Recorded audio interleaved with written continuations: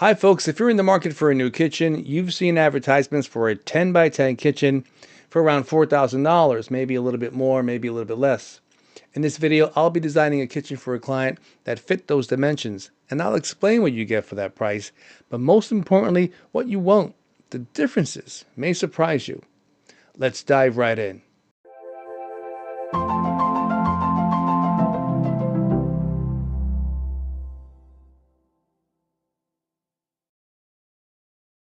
Okay, folks, here we have the 10 by 10 kitchen that I'm working on for a client. Let's just move this out of the way. So here are the dimensions that I'm working with. 117 by 127, essentially a 10 by 10 kitchen. The utilities will remain. Hot and cold supply here. The gas line will remain. The window, the existing window will remain in this spot. Nothing's moving at all. So, how do we start? The first thing that I'm proposing is a 30-inch sink base to go underneath that window.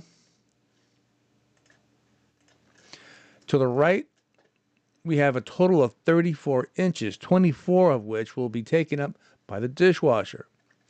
After that, we have 10 inches. The closest cabinet that I can get in that spot is going to be a 9-inch cabinet with a full height door. You can put your trays in there, some spices, what have you. After that, I'm adding a filler to get you to the wall. To the left of the sink, I'm going to put a Lazy Susan in the corner. That'll take up 36 inches. After that, I'm left with 17 inches, 15 of which will be used for a recycling cabinet. Every kitchen needs this. You don't want to do a nice kitchen and then have to go out and buy a separate garbage can. That's not going to match your cabinetry. That's going to look awkward in the kitchen and will take up some space. Here you'll have a drawer and you'll have your trash can underneath. So out of the 17, I got 15 for that. I'm going to use a 2-inch filler. Keep in mind, folks, when you have a Susan in a corner and you're going to the other end and you have a window, these two components have to go in there first. You center your cabinet on the window, you put your Lazy Susan at the other end, and whatever's left over is what you have to fill. Chances are, 99% of the time, you're going to need a filler. And there you have it. And you want a filler because you're not going to have exact dimensions where you're going to put a cabinet right in there in the perfect slot. It's not going to happen, trust me. What you want to do is you want to keep that filler to a minimum. They come in 3 inches, and you want to reduce that down to at least 2. Okay, that takes care of the window wall. On the range wall, remember we turn the corner with the Susan. I have 127. We're going to have a 30-inch range. That's a standard size range. Gas or electric. The refrigerator that she's going to keep is 30 inches. I have a 30-inch fridge there. In most cases, when you see a 10 by 10 kitchen price, they are assuming that you're going to get a 36-inch refrigerator, the biggest refrigerator you can get, because the bigger the fridge, the smaller the cabinet. Here, we're sticking with a 30-inch refrigerator. That leaves us with a 27-inch space, a little bit more, because I'm adding a panel at the right side of the fridge. Keep that in mind. A 27-inch cabinet. For the wall cabinets, I have 30 inches past the casing. So I'm going to use a 27-inch wall cabinet with a 2-inch filler. That leaves me with an inch of space from the cabinet to the casing. A very important dimension here. On this side, I had 49. 24 for this pie cut cabinet. Nice, clean way to turn the corner for wall cabinets. After that, a 24-inch cabinet.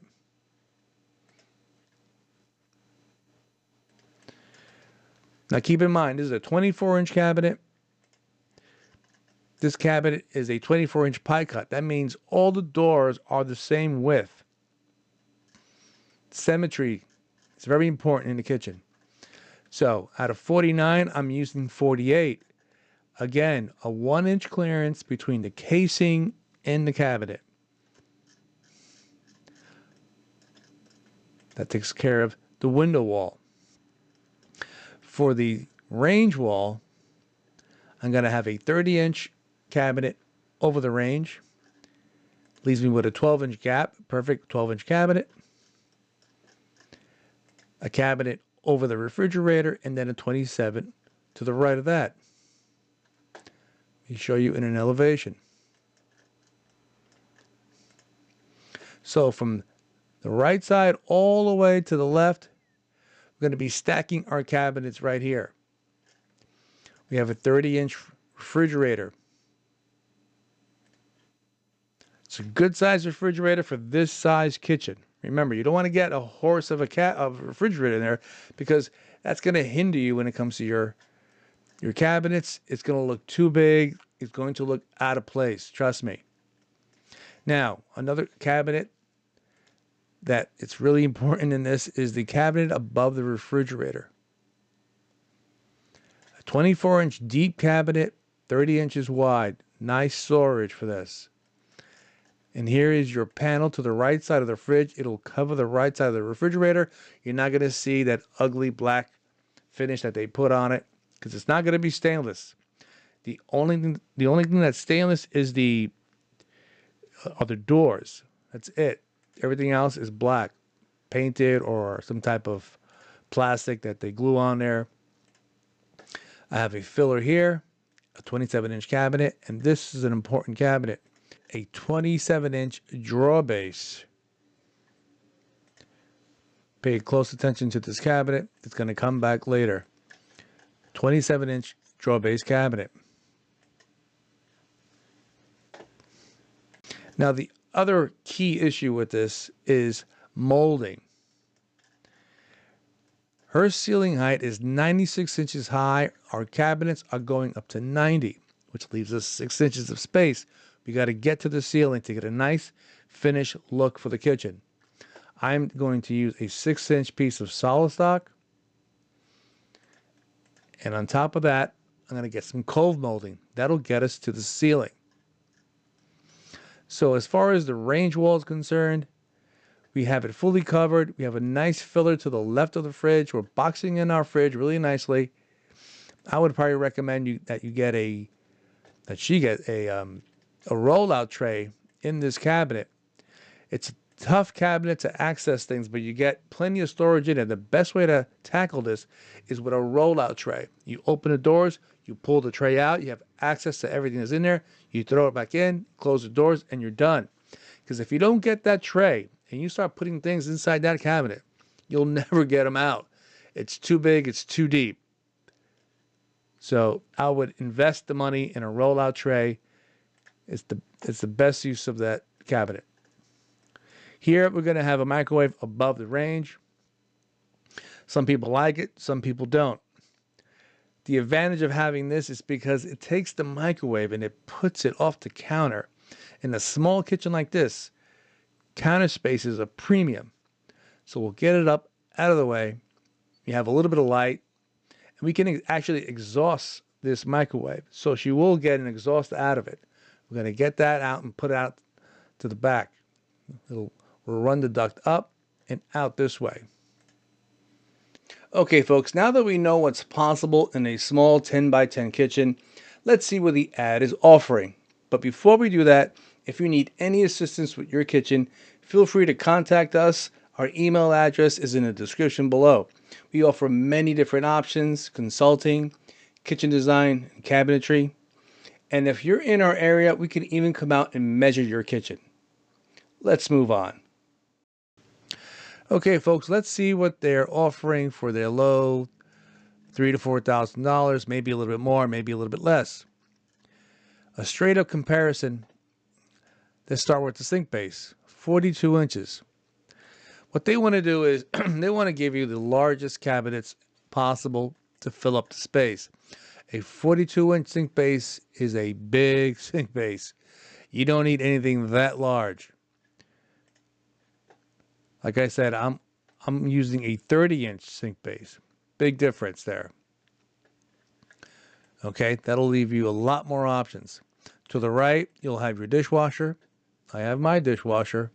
But after that, you're going to need a large filler to get you to the wall.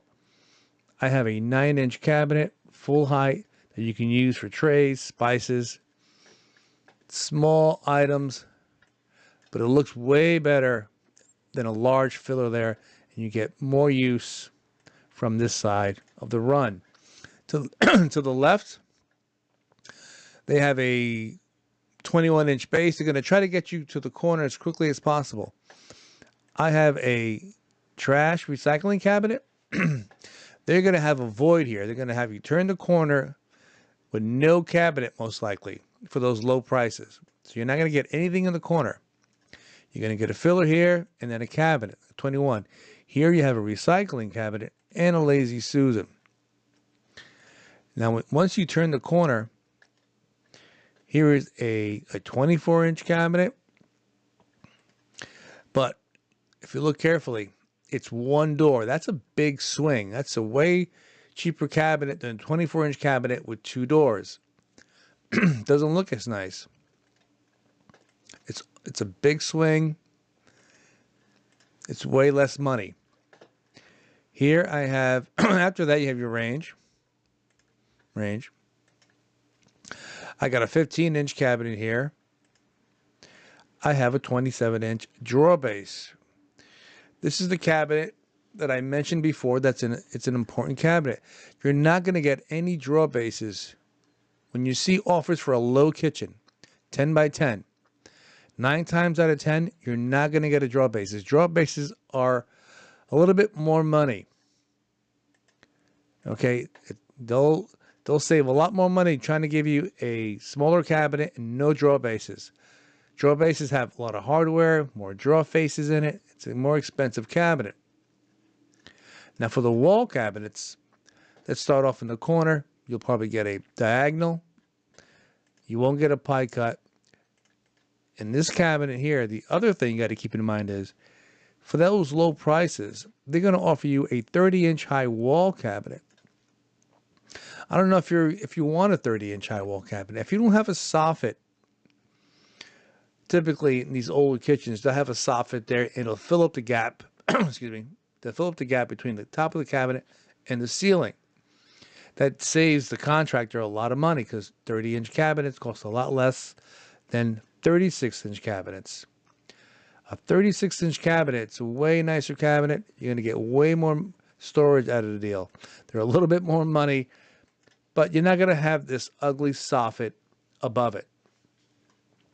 So all these cabinets in my design are going to be 36 inches high, with the exception of the cabinet above the microwave. So these are all 30s. That's a big difference.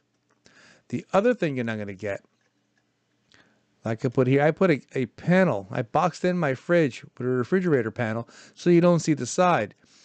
They won't offer you a tall panel. Panels are expensive, and they also won't give you a cabinet above the fridge. Big difference. So now we took care of the cabinets and the panels. The other thing you're not going to get is crown molding for above the cabinets. When you see these ads, you need to read them carefully, see what's included and see what's not.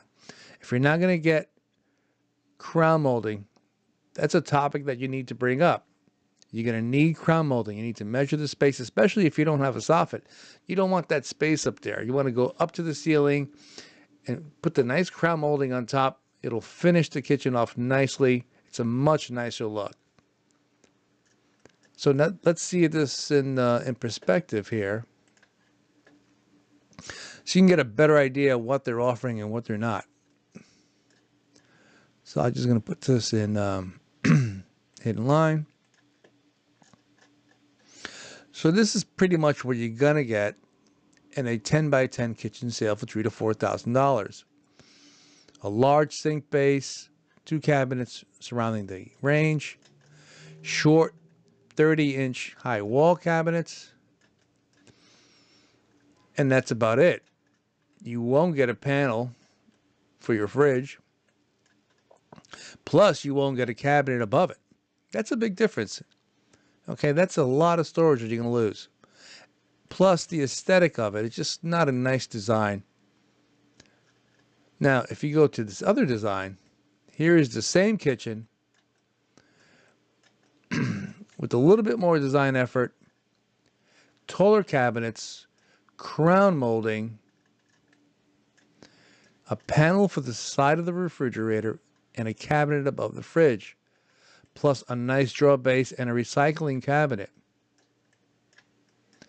True, this kitchen will cost you a little bit more money, but you have to remember a kitchen is a big investment in the home, and you don't want to redo it, and you don't want to waste your money. Take your time when you're doing a design. Make sure you know what you're getting with these ads. They can be very deceiving. Let me show you this in color, just to get a little better idea.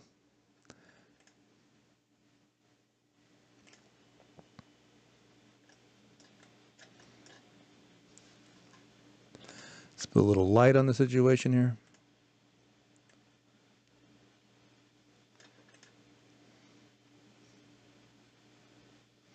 As you can see, folks, a bigger difference when you just take your time, cross your T's, dot your I's, and make sure you're getting what you need, and you're not going to have to do this job twice.